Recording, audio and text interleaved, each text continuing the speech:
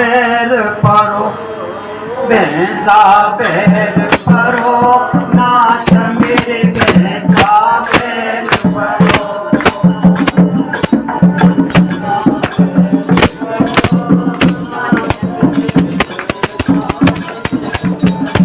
अरे ना वह पूरो ना वह कारो, ना वह जित कबरो, नाथ मेरे भैंसा बैर परो।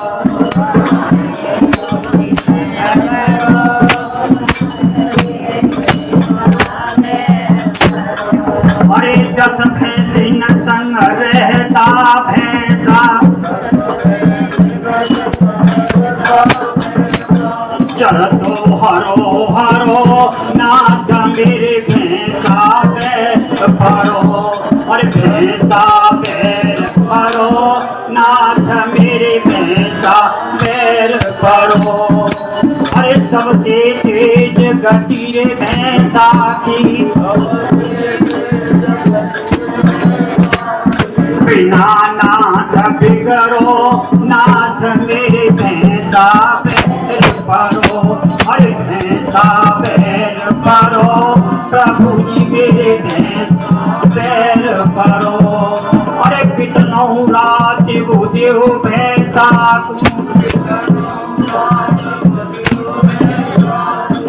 बहु नाय परो, नाथ मेरे भैंसा बैर परो। भैंसा बैर परो, प्रभु जी मेरे भैंसा। अरे चरणनाथ दारो रे भैंसा के, और बन जाए काम खरो, नाथ मेरे भैंसा बैर परो। अरे भैंसा बैर परो, प्रभु जी मेरे भैंसा। जय श्री राम। अभी हमारे महाराज जी बोल रहे थे कि मन की बात आज तक नहीं मिली, तो मैं आज मन की बात पूरी पूरी हल करके और ऐसी बताऊंगा, सब लोग कहेंगे कि हाँ बिल्कुल सत्य है, सत्य है, सत्य है। वेद के आधार पर, ऐसे ही नहीं। अभी जो मैंने गाना गाया इसका कुछ अर्थ समझ में आया? मन है, इसका उत्तर क्या है? मन। अब मन कहाँ रहता है, मैं आगे विषय पर आता हूँ।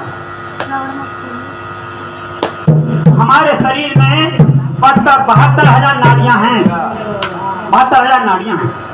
उनमें 3 नाड़ी मुख्य हैं, इड़ा, पिंगला और सुषुम्ना।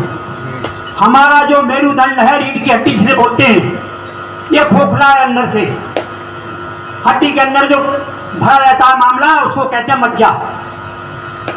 रीढ़ की हड्डी के दाएं बाएं इड़ा और पिंगला, बीच में एक नाड़ी होती है सुषुम्ना, वो उसके अंदर होकर चलती है। सुषुम्ना नाड़ी के अंदर एक नाड़ी है, नाम है ब्रह्म नाड़ी।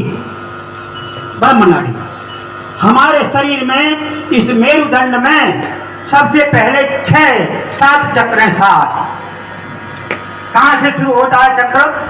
सबसे पहले हमारे लिंग और भुजा के बीच में जो चक्र है, नाम है मूलाधार चक्र।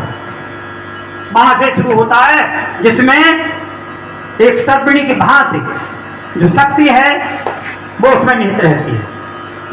इसके बाद में दूसरा चक्र ऊपर को चलते हैं, नाभि और लिंग के बीच में पेड़ू होता है, उसका नाम है स्वाधिष्ठान चक्र। ये सभी चक्र ब्रह्मनाड़ी के अंदर है। नाम आगे का बोला जाता है, इसके सामने जहां भाग होता है उसके नाम से पुकारती है। ये सभी चक्र कहां पर हैं? ब्रह्मनाड़ी के अंदर जो बोल रहा हूं। स्वाधिष्ठान चक्र के ऊपर है नाभि चक्र या मणिपुर चक्र, नाभि चक्र या मणिपुर चक्र। उससे ऊपर है हृदय चक्र या अनाहत चक्र। उससे ऊपर है विशुद्ध चक्र या कंठ चक्र। उसके ऊपर है त्रिकुटी में जिसका नाम है आज्ञा चक्र, अग्नि चक्र या राधा चक्र। सबसे ऊपर यहाँ पर शून्य चक्र, यह सहस्रार चक्र होता है। हमारे शरीर में 5 प्राण मुख्य हैं, अपान, व्यान, उदान, समान प्राण। 5 गौर प्राण हैं, धनंजय, कृकल, देवदत्त, नाग और कूर्म। इस प्रकार हमारे शरीर में कुल प्राण 10 हैं। 5 मुख्य प्राण, 5 गौर प्राण और एक है आत्मा। इनका सबका शरीर में स्थान है, सबका। यहाँ पर सबका वर्णन नहीं करूंगा मैं। इनमें सबका दसों प्राण का और आत्मा का स्थान है। कौन सी चीज कहाँ पर रहती है, इनको हम ऑपरेशन के द्वारा पा नहीं सकते, देख नहीं सकते, आत्मा को पकड़ सकते हैं। ये कहो आत्मा कहाँ है, जैसे आप भगवान को नहीं देख सकते, ऐसे ही जो मैं बोल रहा हूँ प्राण या आत्मा ये देखने की चीज नहीं है, ये तो एक शक्ति है भगवान की, अनुभव करने की चीज है। अब बात आती है प्राण वो कहाँ पर है। मन हमारे दोनों के बीच में जो प्रकृति है, जहाँ पर बिंदी लगाते हैं, तिलक लगाते हैं, जब पहलवान अखाड़े में घुसता है ऐसे करके यहीं लगाता है, दुकानदार जब दुकान खोलता है तो ऐसे करके यहीं लगाता है। हमारी माताएं बहनें किसी के पैर छूती हैं तो आंचल को लेकर यहीं लगा, आज समझ में नहीं आता, कुछ क्यों बैठ जाता, यही बात तिलक लगाते हैं। इसके अंदर विज्ञान ने जो खोजा है अब तक, इसमें जो हमारे अंदर ग्रंथियां होती हैं, सबसे मुख्य ग्रंथि नाम है उसका मास्टर ग्रंथि, या अंग्रेजी में कहते हैं पिट्यूटरी ग्रंथि, वो यहाँ पर ही होती है। पिट्यूटरी ग्रंथि, उस ग्रंथि को सुचारू रूप से चलाने के लिए हम यहाँ चंदन लगाते हैं, तिलक लगाते हैं और यहीं पर ठोकते हैं माथे को। कोई चीज भूल जाए आज्ञा यहीं से मिलती है। आका चक्र भी कहते हैं, अग्नि चक्र भी कहते हैं, राधा चक्र भी कहते हैं। इस राधा चक्र में ही मन का निवास है, जो 10 इंद्रियों का अधिपति है। 11 मन, वो मन का निवास कहाँ पर है? आज्ञा चक्र में, अग्नि चक्र में या राधा चक्र में है। ये मैं अपने मन से नहीं बोल रहा, मेरे जो शास्त्र कहते हैं उसे बोल रहा हूं। ये तो रही महाराज जी की बात, ये शायद सबकी समझ में आ गई होगी।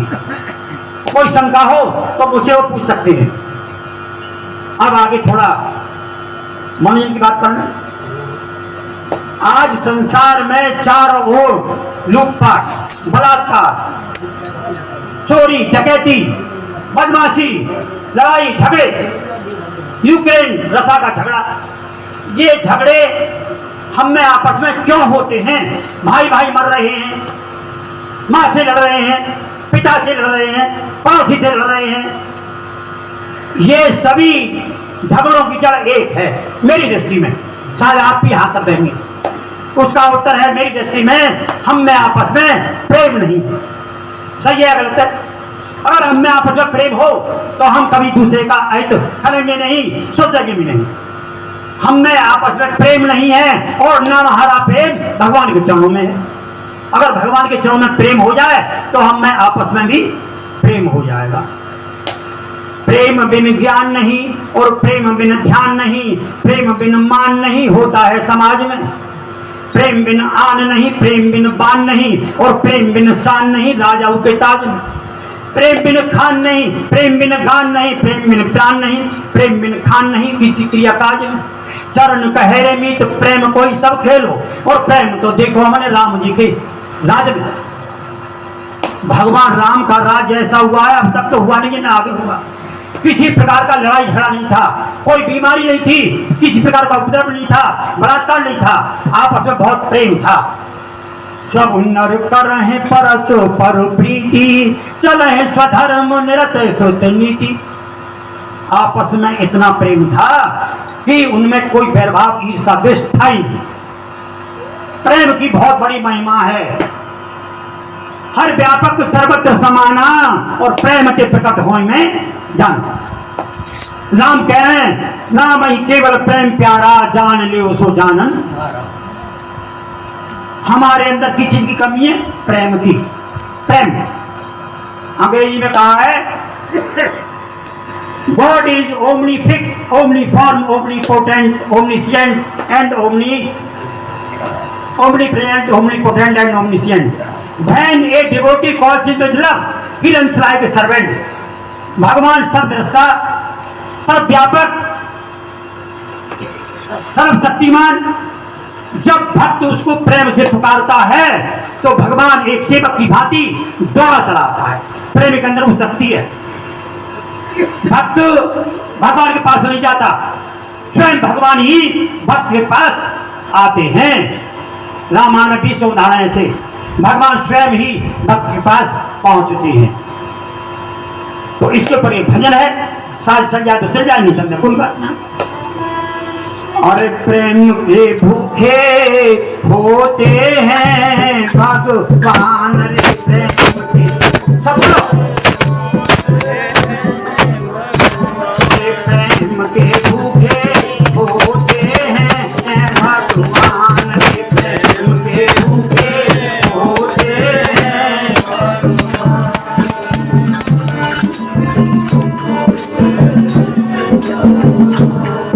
सबसे बड़ा प्रेम सबरी का और गुरु के वाक्यों में विश्वास। 10,000 वर्ष पहले मतंग ऋषि कह गए थे कि सबरी तुम्हारे घर पर एक दिन भगवान राम आएंगे, और वो रोज देखती थी कि मेरे भगवान आएंगे, रोजाना फैलाती थी, रोजाना गाती थी, कीमती थी कि मेरे भगवान के कहीं कंकड़ी लग जाए, कोई कांटा न चुभ जाए। अरे प्रेम पगी सबरी के प्रभु जी झूठे बेर भी आए रहे, बोलो अरे अपने अरे प्रेम पगी सबरी के प्रभु जी झूठे बेर भी आए रहे।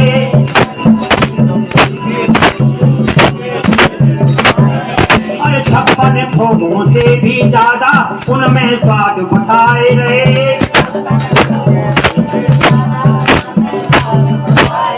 अरे श्री राम जी अपने मुख से सबरी के गुण गाए रहे।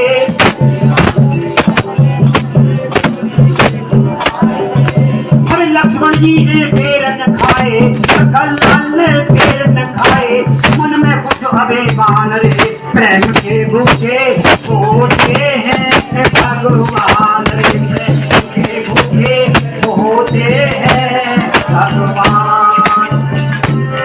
लक्ष्मण जी ने पेड़ की तरफ देखा भी नहीं, क्या हुआ आगे? हमारे रसिक बिहारी जी रामायण के राम रसायन उसमें लिखा है कवित्व। अरे बेर बेर बेर ले सराय बेर बेर बहु रसिक बिहारी दे मंडू कहे फेर फेर जाके जाके भागे ये है लगते बहुत मीठे देव तो नखने बखान कहे हेरे बेर बेर बेर दे सबरी सु बेर बेर कहू रघु बीर बेर ते कहे तेर बेर बेर जन लाओ बेर जन लाओ कहे बेर बेर लाओ कहे बेर। भगवान पूरी छबड़ी आके पेड़ खा गई, और सबरी कैसे दे रही थी? चाप चाप के खट्टा हो तो पीछे रखने, भगवान देखो कितना मीठा, और भगवान प्रेम से खा रहे हैं क्योंकि प्रेम में ज्ञान नहीं दिया था। स्वामी धर्म सेवक ही विरोधु बैर अंध प्रेम न प्रभु, प्रेम में ज्ञान नहीं रहता। जैसे हमारी जो विद्वानी थी छिलका छिलका भगवान को दे रही थी और बूंदा बूंदा फेंक रही थी, और छिलका में भगवान बता रहे कि ऐसा स्वाद आज तक नहीं आया जैसा छिलका में आया, जैसा सबरी के बेरों में आया। तो प्रेम सबसे बड़ी चीज है। आगे दूसरा प्रेम,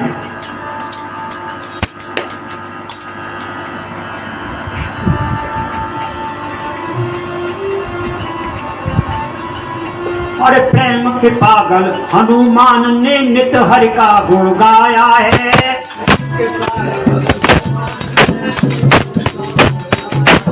श्री राम के चरण कमल में निजी निवास बनाया है।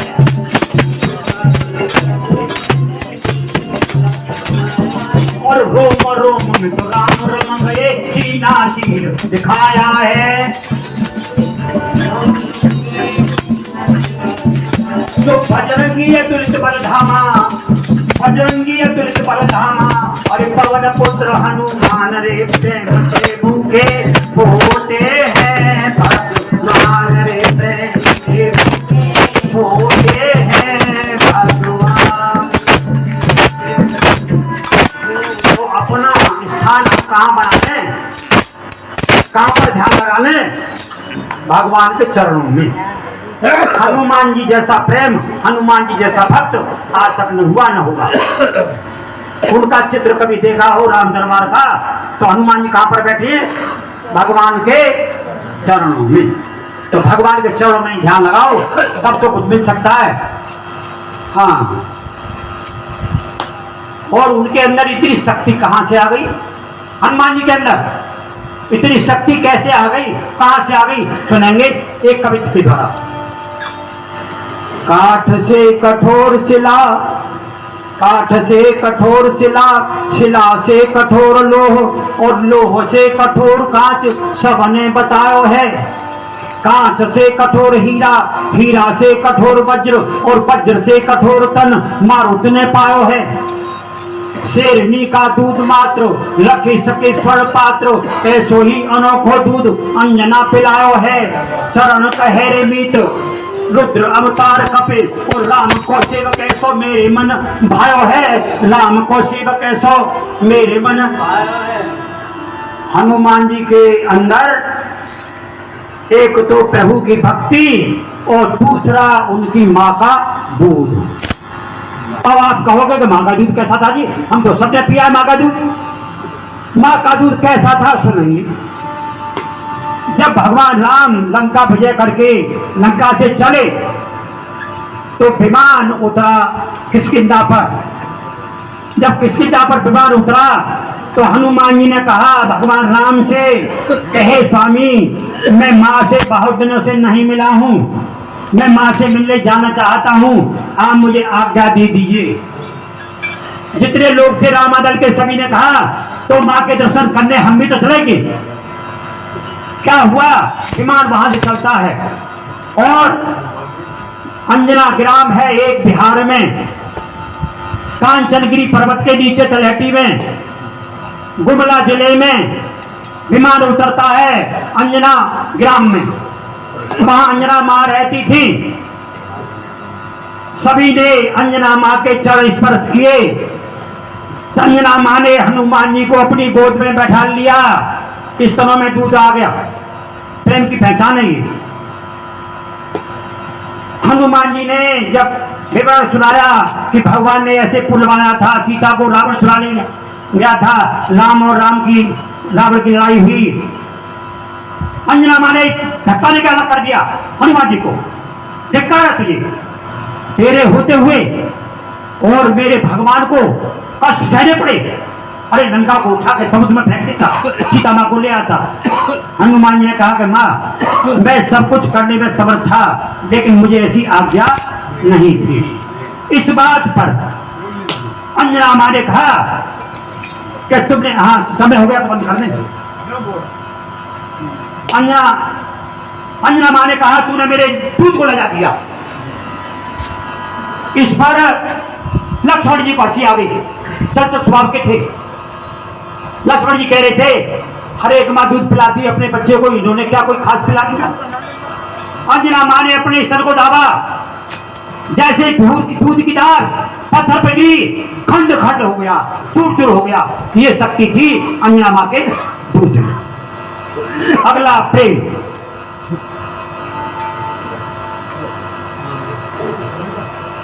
अरे अच्छा, मेरा सभी के चरणों में कोटि कोटि नमन।